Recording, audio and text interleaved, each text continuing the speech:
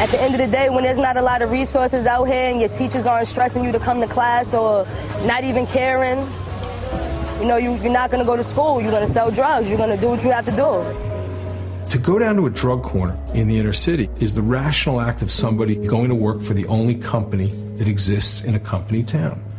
You won't hear about the war on drugs in tonight's presidential debate, but you should. It's a huge part of modern American life, and frankly, the war on drugs has been an incredible success. Sure, drugs are easily available at a low price, and we've incarcerated millions of nonviolent drug addicts and very few kingpins while not stopping the flow of drugs into this country one tiny bit.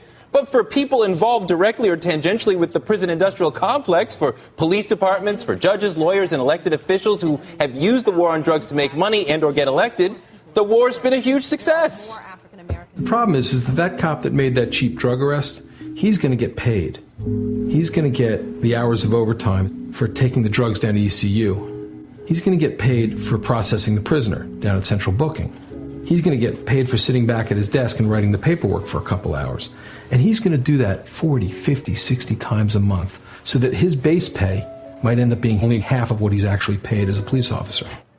With us now, filmmaker Eugene Jarecki, the director and writer of The House I Live In, which we've been seeing, which was a grand jury prize-winning doc at this year's Sundance Film Festival. The documentary opens Friday, October 5th. I have seen it. It is awesome. I highly recommend it. Congratulations to you, sir. Thank you very much. Thanks for having me here. Sure. So, I mean, as you point out in the film, we're looking at it wrong if we say that there are no winners in the war on drugs. There are winners in the war on drugs. Just lay out who are some of the winners and who are some of the losers as you see it. Well, you know, my real feeling is that everybody loses, because as I traveled across this country to about 25 states, sure, there are winners in the sense that there are a lot of people who make their living from our system of mass incarceration.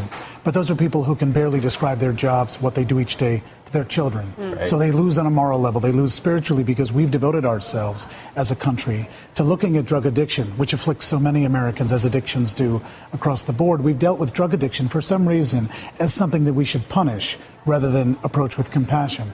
And so all of these people who work in prison industrial jobs, whether it's jailers who I talk to, cops who I talk to, judges, prosecutors, everybody up and down the chain, what I found most of all actually is they all deeply regret the way things have gone. Right. And they all wish it were different. They wish those of us on the outside would make it different so that they could, for example, come home and feel proud about what they do. So the victims aren't just those who get the drug laws applied to them and they end up incarcerated for incredible periods of time and their families get destroyed and their communities shattered. It's everybody involved as a victim of a system they didn't create. We go back to the beginning of the war on drugs, right, which Richard Nixon declared. He wanted to criminalize, but he also wanted to treat a lot of addicts. And we've gone away from the treatment model altogether.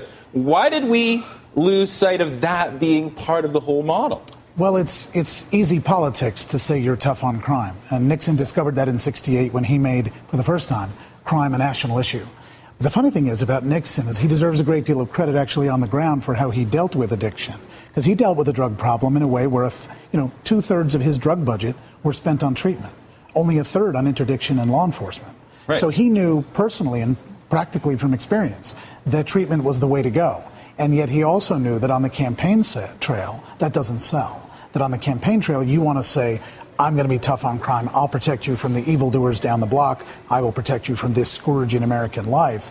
That got him elected in a landslide in '72, and now politicians have followed suit ever since, whether it's Reagan, Clinton. Both parties agree on one thing. Yeah. Saying you're not tough on crime has been political suicide. I believe it's changing, but it has been, till now, political suicide.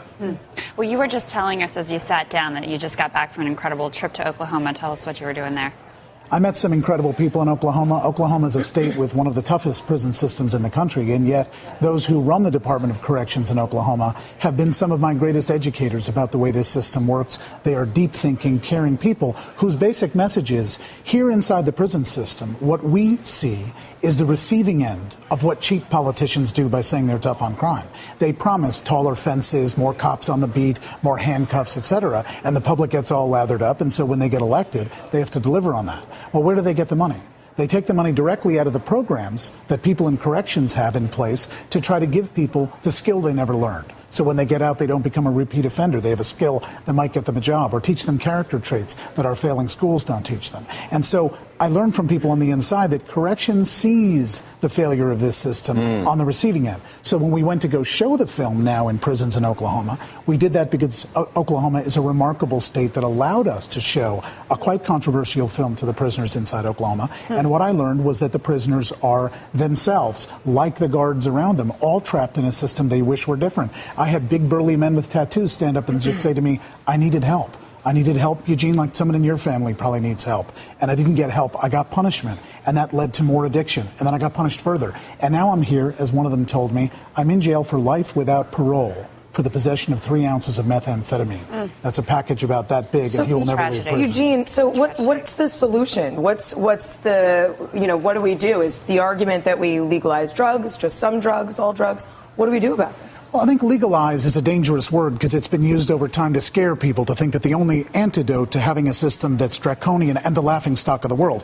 We incarcerate more people in this country than any other country in the world, and we are supposed to be the beacon of democracy for the world. So the antidote to that has always been let's scare people by saying legalization, which means like a frontier mentality where it's a free-for-all. Every stoner is on every block. That's not the smart approach. The smart approach is careful and thoughtful decriminalization. Sounds like a euphemism, but it's been done in Portugal, and what it means is you treat drugs effectively like we treat alcohol. It's a controlled substance. The government profits from it.